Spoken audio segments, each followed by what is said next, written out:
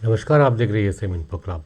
Friends, आप जानते हैं कि वन रैंक वन पेंशन को लेकर बहुत सारी अमेंडमेंट्स हुआ है।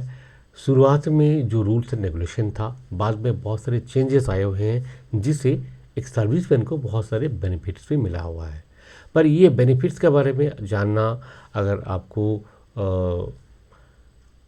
और इस सारी बेनिफिट्स के बारे में अगर जानना है तो इस वीडियो में बने रहिए अंत तक। तो दोस्तों, सीधा चलते हैं, एक बार अपडेट्स क्या है देख लेते हैं। जैसे कि आप जानते हैं कि ₹1 वन रैंक वन पेंशन एक ऐसी स्कीम है जो कि पहले का जो पेंशनर थे, अब का पेंशनर है, ये दोनों क्लासेस का जो पेंशनर्स है, इनमें पेंशन का बहुत ज़्यादा फर्क हुआ करता था। अब वो फर्क नहीं है। हाँ, कितना बेनिफिट हुआ वो तो एक तर्क की बात है कि हमें कितना बेनिफिट मिला है। पर ये ज़रूर है कि पुराने जो बेनिफिट जो सोल्जर थे, उनका पेंशन नए वाले का अपेक्षा में बहुत ही ज़्यादा कम था और वो अभी बराबर हो चुका है। पर आप ये भी जानते हैं कि सभी सोल्जर्स के लिए वन रैंक वन पेंशन का जो बेनिफिट है परमिटेड नहीं है। यानी कि खास करके जो प्रीमेच्योर रिटायरमेंट है उनके लिए क्या है, देखिए आपको मैं दिखा सकता हूँ कि जो लेटर है, जो सर्कुलर है, ठीक है, सर्कुलर को एक बार देख लेते हैं। आप देख सकते हैं स्क्रीन पे, ये है सर्कुलर।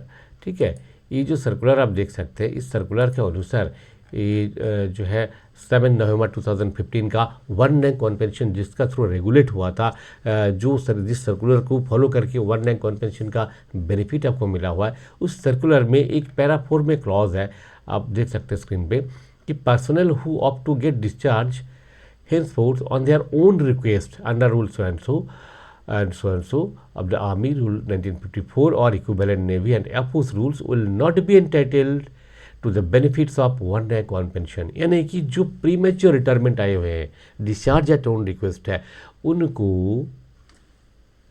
₹1 का बेनिफिट नहीं मिलेगा। बाद में इस रूल का थोड़ा सा अमेंडमेंट हुआ है कि 7 नवंबर 2015 से ये जो लागू है, यानी कि 7 नवंबर 2015 से पहले अगर आप रिटायर हुए हैं, प्रीमेच्योर रिटायर हुए हैं, तो आपको मिलेगा। आप अगर 7 नवंबर 2015 का बाद रिटायर हुए हैं prematurely discharge eight own request, तो आपको नहीं मिलेगा।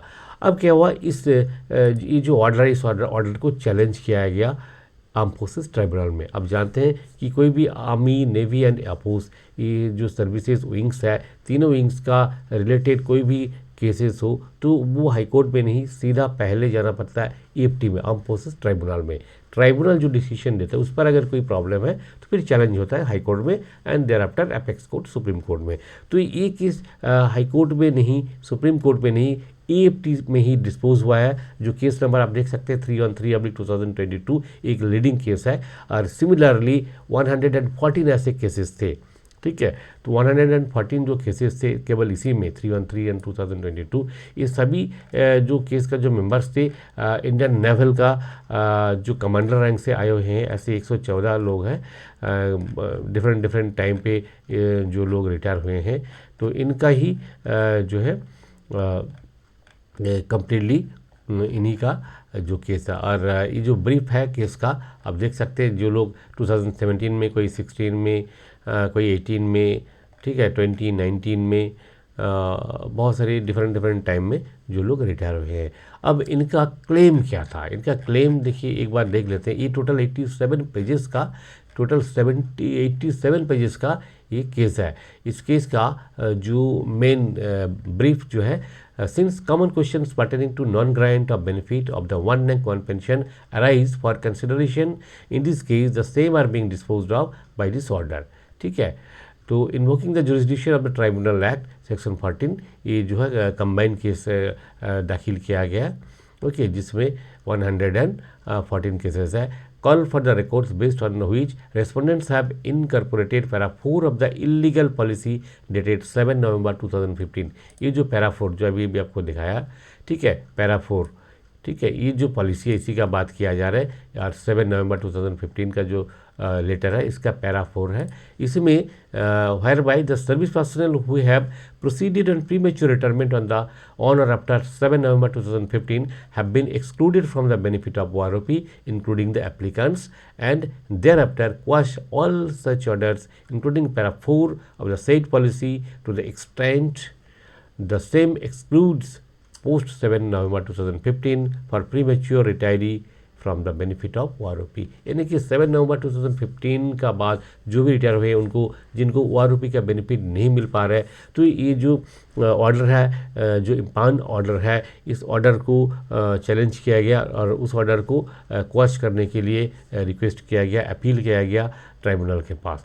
तो ये ट्राइब्यूनल ने जो केसेस को बहुत बारीकी से माइन्यूटली केस को स्टडी किया और बिल्कुल 87 का ये जो जजमेंट है, पूरे जजमेंट का अगर पढ़ेंगे आप ध्यान से, जिसका कॉपी, जिसका लिंक आपको इस वीडियो का डिस्क्रिप्शन बॉक्स में मिल जाएगा, वहाँ क्लिक करके पढ़ भी सकते हैं। ठीक है, मैं लास्ट में जो मेन है पैरा वो मैं आपको बताया था।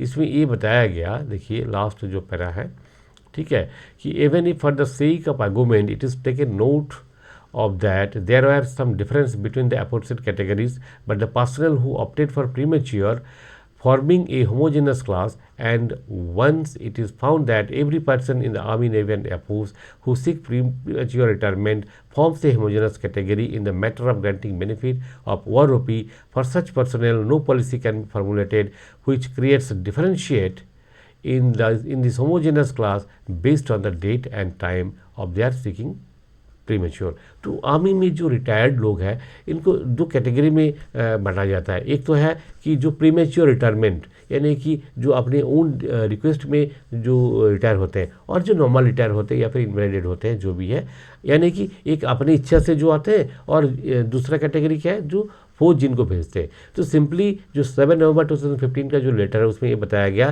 कि अगर अपने इच्छे से आप आए हुए हैं, इस तरह का अगर आपका है, यानी कि डिस्चार्ज एट ओन रिक्वेस्ट, तो आपको, और अगर आपने 7 नवंबर 2015 का बाद आए हुए हैं तो आपको OROP का बेनिफिट नहीं मिलेगा। पर इसमें कोर्ट ने जो इस चीज़ को ऑब्जर्व किया कि प्रीमेच्योर रिटायर्ड का जो क्लास है, उस क्लास को आप दो हिस्सों में बांट दिया कि 7 नवंबर 2015 से पहले जो है उनको मिलेगा और बाद में जो आए हुए हैं उनको नहीं मिलेगा। तो ये जो डिफ्रेंशिएट किया हुआ है ये इलीगल है, ये नहीं होना चाहिए।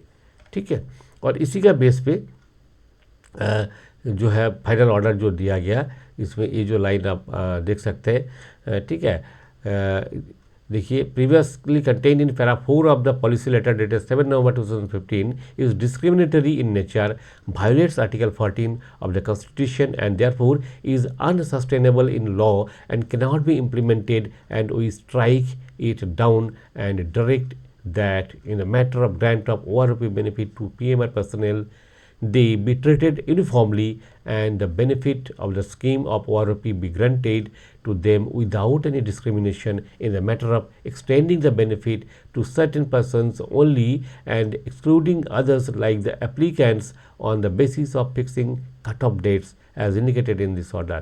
एक जो कट ऑफ डेट फिक्स कर दिया उसका बेसिस पे आप इनका OROP बेनिफिट को इनकार नहीं कर सकते, उन्हें बेनिफिट दिया जाए। The wage are allowed and disposed of without any order as to cost. ठीक है, तो यानी कि ये फाइनली जो भी ऑर्डर्स है, ये जो 31 जनवरी 2025 को जो ऑर्डर दिया गया, इस हिसाब से जो प्रीमेच्योर रिटायर्ड पर्सनल है, जो भी केस फाइल किया था, इन सबको प्रीमेच्योर रिटायर होने का बावजूद भी OROP का बेनिफिट मिलेगा, चाहे कभी भी वो रिटायर हुए हो, 7 नवंबर 2015 का बाद हो या पहले हो। ठीक है, तो देखिए इससे क्या हुआ, एक बहुत बड़ी जीत है, बहुत बड़ी जीत है मिनिस्टर ऑफ डिफेंस का अगेंस्ट में जो केस फाइल किया गया था, और इंडियन आर्म फोर्सेस का जो पर्सनल है उनको जो लेजिटिमेट उनका राइट्स है वो मिलना भी चाहिए, क्योंकि वो देश के लिए अपनी जान कुर्बान करते हैं। तो उन्हें हमेशा सैल्यूट करते हैं देशवासी, और ऐसे ही अगर कोर्ट में उन्हें जाना पड़ता है छोटी छोटी चीज़ों के लिए, तो इनका रेस्पेक्ट और इनका जो मोरल है, जो सर्विस कर रहे हैं उनका मोरल के ऊपर बहुत बड़ा इफेक्ट होता है। छोटी छोटी चीज़ों के लिए, डिसेबिलिटी पेंशन के लिए बार बार कोर्ट में जाना पड़ता है, ऐसे नहीं होना चाहिए। इसलिए गवर्नमेंट से हमारी दरख्वास्त ये है कि सोल्जर्स का जो मैटर है कम से कम सिंपैथेटिकली देखा जाए, ताकि हर सोल्जर को कोर्ट में ना जाना पड़े छोटी छोटी बेनिफिट्स के लिए। इसी उम्मीद के साथ बने रहिए हमारे इस चैनल में, और देखते रहिए और भी जो बहुत सारे इंफॉर्मेटिव्स जो वीडियोस है इस चैनल में टाइम टू टाइम हम पब्लिश करते रहे थे, और अगर सब्सक्राइब नहीं किया तो सब्सक्राइब जरूर करें और वीडियो को शेयर करना ना भूलें। इस उम्मीद के साथ फिर मिलेंगे अगले वीडियो में। नमस्कार, जय हिंद, जय भारत।